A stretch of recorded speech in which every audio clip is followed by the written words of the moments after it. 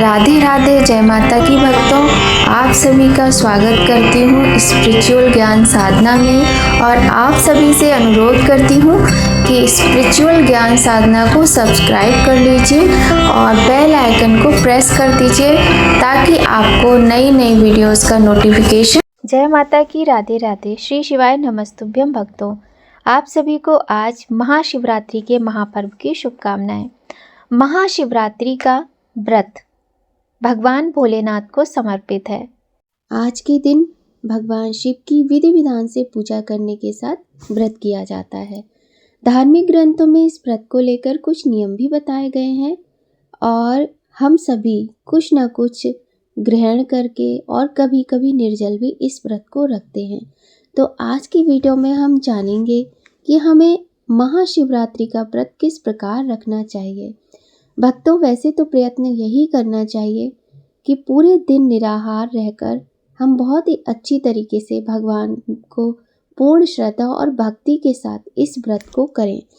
किंतु किसी का बीपी लो हो जाता है, किसी को स्वास्थ्य की कोई समस्या है, तो वहीं बच्चे इस व्रत को रखते हैं, उन्हें पढ़ाई लिखाई करनी होती है। कुछ लोगों को मतलब ये है कि बाहर जाना होता है किसी काम से, जो बहनें हैं, महिलाएं हैं, उन्हें घर के काम होते हैं। तो बहुत सारे रीज़न ऐसे होते हैं कि काफ़ी सारे लोग जो है वो इस व्रत को बिना खाए पिए नहीं कर पाते हैं। लेकिन अब बात आती है कि व्रत में हम क्या खाएं। यही बहुत ही सुंदर जानकारी आज के वीडियो में आपको मिलने वाली है। वैसे तो कहा जाता है कम से कम दोपहर के 12 बजे तक कुछ भी नहीं खाना चाहिए, किंतु जो लोग बाहर काम के लिए जाते हैं या जिनको दवाई लेनी होती है, इनको या फिर जिनको स्वास्थ्य संबंधी समस्याएं हैं, उन्हें कुछ तो खाना होता है। तो ब्रह्म मुहूर्त में उठकर स्नान इत्यादि से निवृत्त होकर स्वच्छ और सुंदर वस्त्र धारण करके शिवालय में जाकर भगवान शिव की पूजा अर्चना करें। तत्पश्चात घर आके चाय तो ज़्यादातर सभी पीते हैं और चाय के साथ आप मखाने, मूंगफली के दाने, कोई भी ड्राई फ्रूट्स खा सकते हैं। बात आती है नमक की, तो व्रत में सदैव ही सेंधा नमक का प्रयोग करना चाहिए। बहुत से लोग क्या करते हैं कि जो नॉर्मल नमक होता है वो खा लेते हैं व्रत में, कि हम तो हमेशा रखते हैं, मान लीजिए सोमवार का ही व्रत हमेशा रखते हैं तो खा लेते हैं। लेकिन ऐसा नहीं करना चाहिए, क्योंकि जो सेंधा नमक होता है ये बहुत पवित्र होता है। ये रॉक सॉल्ट इसको इसीलिए बोलते हैं क्योंकि ये चट्टानों से निकलता है और ये शुद्ध होता है, पवित्र होता है। किंतु जो नॉर्मल हम नमक खाते हैं, जैसे टाटा का जो नमक आता है या फिर कोई भी नमक आता है, वो नमक जब हम खाते हैं, वो नमक समुद्र से बनता है, पानी से बनता है, खारा पानी होता है जिसमें बहुत अधिक गंदगी होती है। हालांकि उसको साफ़ किया जाता है, शुद्ध किया जाता है, लेकिन फिर भी उपवास में वो व्रत खाने के लायक नहीं होता है। बहुत ही विस्तार से जानकारी आपको यहाँ पर नमक के विषय में नहीं बता रहे, किंतु जितना भी हमें ज्ञान है, जितना भी हमने सीखा है, देखा है, पता है, उतना आपके साथ शेयर कर रहे हैं। तो व्रत में कभी भी हमें नॉर्मल नमक नहीं खाना चाहिए, सेंधा नमक ही प्रयोग में लाना चाहिए। वहीं बहुत से लोगों के मन में सवाल आता है कि लाल मिर्च नहीं खानी चाहिए, कि काली मिर्च नहीं खानी चाहिए। ऐसा बिल्कुल भी नहीं है। हरी मिर्च ही पक के लाल हो जाती है और काली मिर्च तो सेहत के लिए भी बहुत अच्छी होती है। काली मिर्च के बहुत ही सुंदर उपाय भी होते हैं। तो आप काली मिर्च और लाल मिर्च और हरी मिर्च तीनों ही मिर्च का प्रयोग व्रत में कर सकते हैं। बस ये है कि लाल मिर्च का थोड़ा सा जो तासीर होती है उसको उग्र बताया गया है, इसलिए लोग खाने से अवॉइड करते हैं। वो आपकी इच्छा है, आप हरी और काली मिर्च खाकर भी व्रत कर सकते हैं। वहीं ऐसा नियम भी बताया जाता है कि व्रत में नमक ना खाएं। तो यदि आपकी इतनी कैपेसिटी है, आप बिना नमक खाए व्रत कर सकते हैं, इससे अच्छा तो कुछ है ही नहीं। भक्तों, हमें फलाहार करके व्रत रखना चाहिए और प्रयत्न करना चाहिए। कोई भी व्रत हो, महाशिवरात्रि का व्रत है, नवरात्रि का व्रत है या कोई भी साप्ताहिक व्रत है, प्रयत्न हमें यही करना चाहिए, हम ज़्यादा से ज़्यादा लिक्विड लेकर ही व्रत करें। मतलब फलों का जूस है, दूध है और दही है, इस तरह की चीज़ें लेकर ही व्रत करें। खाने पर थोड़ा सा कम ध्यान दें। लेकिन अब कहीं ना कहीं ये होता है कि कुछ लोगों को व्रत रखने में बड़ी कठिनाई होती है। ऐसे में प्रॉब्लम हो जाती है कि भाई खाना तो है ही, तो क्या खाएं। तो देखिए, आप आलू फ्राई करके खा सकते हैं।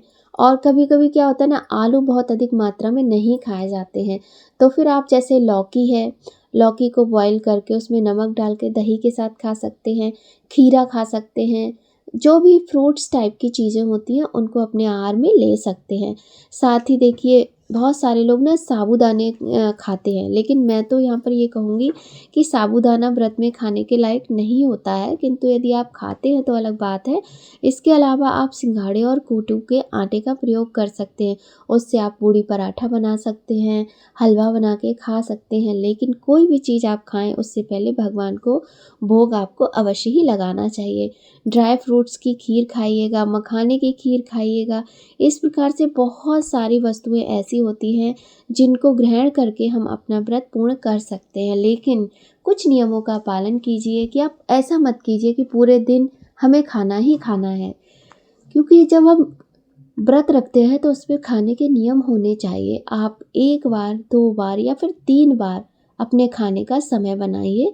इस प्रकार से व्रत को कीजिए। लेकिन जो बड़े बुजुर्ग लोग हैं या बच्चे हैं, गर्भवती स्त्रियां हैं, उनके खाने का कोई नियम नहीं है। आप जिस प्रकार से खाना चाहें खा सकते हैं, किंतु क्या खाना है यदि आपने व्रत रखा है उसका आपको ध्यान रखना है। अनाज से बनी हुई किसी भी वस्तु का प्रयोग नहीं करना है। बाजार की बनी हुई वस्तुओं का प्रयोग ना करें। प्रयत्न करें घर में बनाकर ही खाएं। और यदि आपने घर में, जैसे बहुत सारे लोग आलू के चिप्स, पापड़ भी बना के रख लेते हैं सेंधा नमक के, तो वो आप खा सकते हैं, बहुत अच्छे रहते। घर की बनी चीज़ें तो शुद्ध ही होती हैं।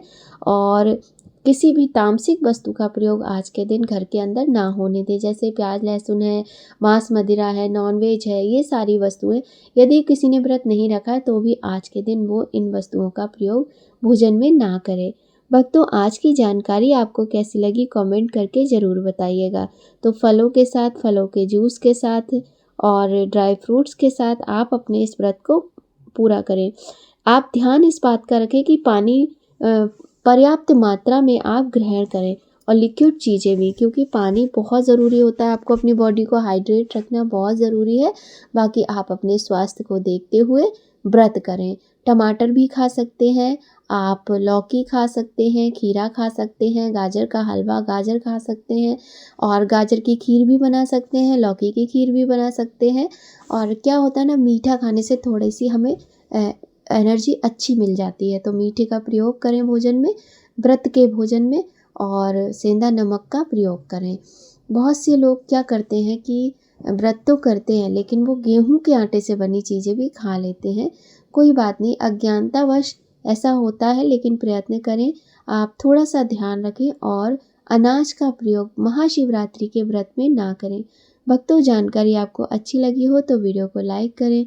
चैनल पर यदि पहली बार आए हैं तो चैनल को सब्सक्राइब जरूर कर लीजिएगा और बेल आइकन को प्रेस कर दीजिएगा, ताकि आपको आने वाली महत्वपूर्ण वीडियोस का नोटिफिकेशन सबसे पहले मिले।